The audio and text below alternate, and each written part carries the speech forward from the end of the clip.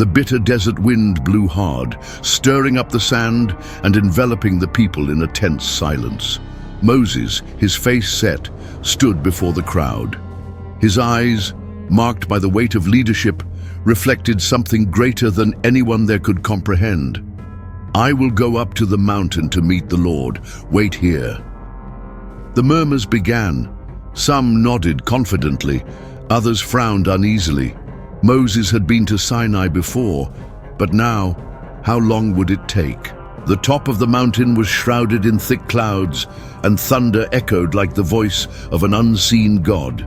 He set off, his steady footsteps disappearing among the rocks. Behind him, the people watched, feeling a mixture of awe and fear. Time passed, days turned into weeks, and uncertainty grew like a plague in the hearts of the Israelites. What if Moses never returned?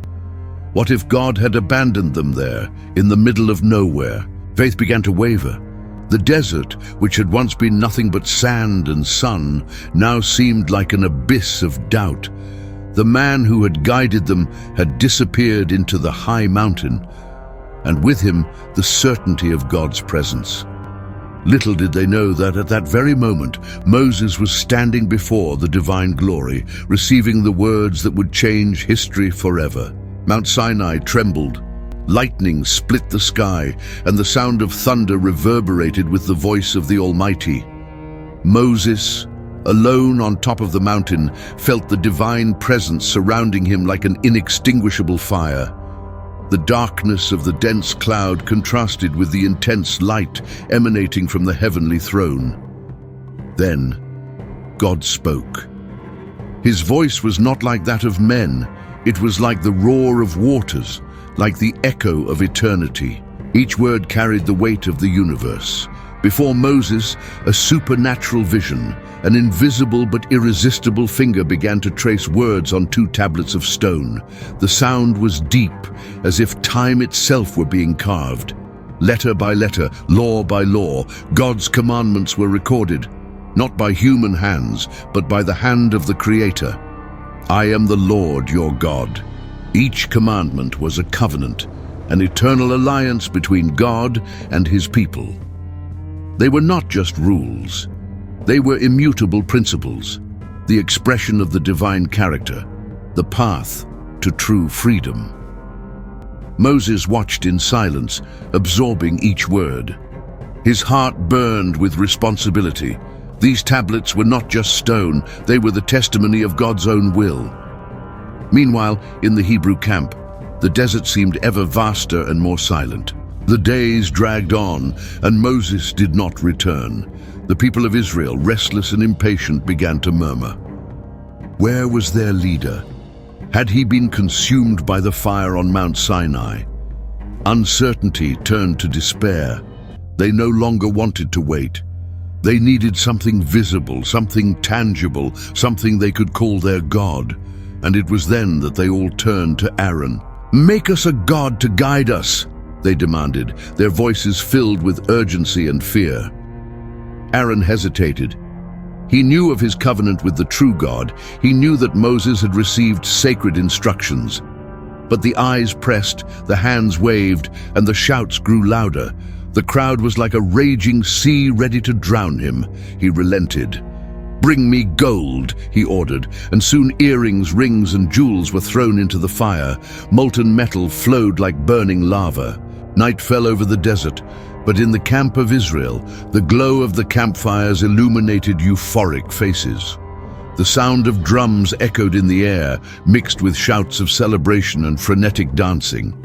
In the center of it all stood the golden figure of a gleaming calf, glistening in the light of the flames. The Israelites gathered around the statue as if they were before a living God. They bowed down, spread out their hands, and sang hymns, praising the idol they had made from their own jewelry. "This is the God who brought us out of Egypt," they cried out, blinded by their own deception. It was an absurd scene. Those people who had seen the sea part, who had heard the voice of the true God at Sinai, now danced before an inanimate piece of gold. On top of the mountain, God watched. His heart burned with indignation. Moses, with the tablets of the law in his hands, still did not know about the betrayal that was taking place down there. The party continued. The people laughed, drank, and worshipped their creation. Little did they know that soon divine wrath would descend upon the camp like a relentless storm. On top of Mount Sinai, surrounded by the thick cloud of divine presence, Moses contemplated the tablets of the law recently written by God himself. But suddenly, the voice of the Lord echoed with an anger that made the mountain tremble. "Come down quickly. The people I brought out of Egypt have become corrupt," cried God. Moses felt a chill run down his spine. Like this, had the people who had made a covenant with God, who had heard his voice at Sinai, already abandoned him? The Lord continued. They quickly turned away from the path I commanded them. They made themselves a golden calf and bowed down before it and said, "This is the God who brought us up out of Egypt." Moses' heart sank. How could they fall so low, so fast? Then God made a statement that chilled his soul. "Let me destroy them, and I will make you a great nation." Moses took a deep breath. The people were rebellious, ungrateful, and now they were given over to idolatry. God had every right to wipe them out. But something inside Moses refused to accept it. With a heavy heart, he prepared to descend. Down below, the people celebrated without imagining that judgment was already on its way. The descent from the mountain was steep, but Moses advanced with firm steps. In his hands, the sacred tablets of the law, written by God himself. He still felt the weight of his conversation with the Lord, the words that had burned like fire. "The people have become corrupt. They made for themselves a golden calf and worshipped it." Moses' heart was restless. How could they betray God so quickly? Had the newly established alliance already been broken? The people were in a frenzy. They danced, sang, and bowed down before the golden calf. The shine of the metal reflected in the flames of the fires, and idolatry unfolded before their eyes like a grotesque scene. Indignation, fury, deception. These feelings took hold of Moses with overwhelming force. He lifted the tablets of the law, feeling the weight not only of the stone, but of the betrayal of the people. Then, with a cry of rage, he hurled them against the rocks. The sound of the impact echoed through the camp. The sacred tablets broke into pieces, as did the covenant that the people had just desecrated. The commotion ceased. Everyone turned to Moses. His eyes burned like embers, and his voice sounded like thunder. "What have you done? How could you turn away so quickly from the God who had set you free?" The silence was piercing. Some lowered their heads, others tried to justify the unjustifiable. Aaron cringed before Moses' piercing gaze, knowing that he would have to answer for his weakness. But the Lord's wrath had not yet dissipated. Idolatry had a price, and judgment was only beginning. The silence that followed the breaking of the tablets was as heavy as Sinai itself. The people, previously in ecstasy before the golden calf, now trembled under Moses' burning gaze. The celebration turned to terror. The music stopped. The dust of the dance settled on the dry desert ground. Moses did not hesitate. He walked through the crowd, raised his hand, and pointed at Aaron. "What have you done? How could you let these people fall into such corruption?" Aaron, trembling, tried to answer. "They were desperate, Moses. You took so long to return, and the people demanded a god. I threw the gold into the fire, and out came this calf, a cowardly lie." Moses knew that Aaron had molded that statue with his own hands. The high priest chosen by God now tried to escape responsibility.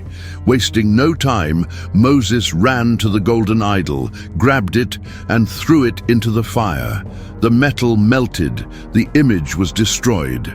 But it was not enough. The people needed to understand the gravity of their sin. He ground the remains of the calf into powder, mixed it with water, and made the Israelites drink it. To drink their own sin, to swallow the shame of idolatry. But God's justice would not end there. Moses climbed up on a rock and cried out, "Whoever is on the Lord's side, come to me." Of the 12 tribes, only the Levites stepped forward, faithful to the true God. Moses then pronounced judgment. "Thus says the Lord, take your swords and purify the camp."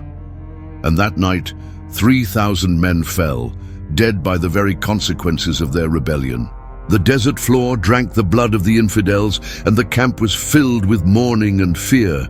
When silence reigned again, Moses raised his eyes to the heavens. There was still something to do. He had to return to the mountain. He had to intercede for Israel. What if God did not forgive them? What if he decided to destroy the people and start over from scratch? With a heavy heart, Moses knew that his mission was not yet over. Israel's fate hung in the balance. The camp was silent. The smell of ash still hung in the air, and the looks on the survivors' faces were marked by fear and mourning. God's wrath had been terrible, but Moses knew that the danger was not yet over. That same morning, he turned and climbed Mount Sinai again. His feet were heavy, his soul weighed down by the guilt of the people. They deserved to be destroyed, but Moses was not ready to give up on them. When he reached the top, he fell face down before the Lord and cried out, "O Lord, these people have sinned greatly. They have made for themselves a god of gold, but please forgive them. If not, blot out my name from your book." It was a bold request. Moses offered himself as a sacrifice for the people. He was willing to lose everything so that Israel would be saved. Then God answered, "Whoever sins against me, I will blot out of my book. Now go, lead these people. My angel will go before you, but know this, on the day of my visitation I will judge them." Mercy 1. God would not destroy Israel, but the consequences of sin would still come. Days later, the Lord ordered Moses to carve new tablets of the law, for he would write his words on them again. Moses spent 40 days and 40 nights on the mountain without eating or drinking, enveloped in divine glory. When he came down, his face shone brightly, reflecting the presence of God himself. The people, now humbled and repentant, were afraid to look at him. But Moses did not speak with anger. He spoke with hope. God had given them another chance. The golden calf was gone, but the lesson would never be forgotten. Idolatry had nearly destroyed them, but one man's intercession before God saved them. The covenant was restored. The path to the promised land continued, but Israel's heart still had to learn to trust completely in the God who had delivered them.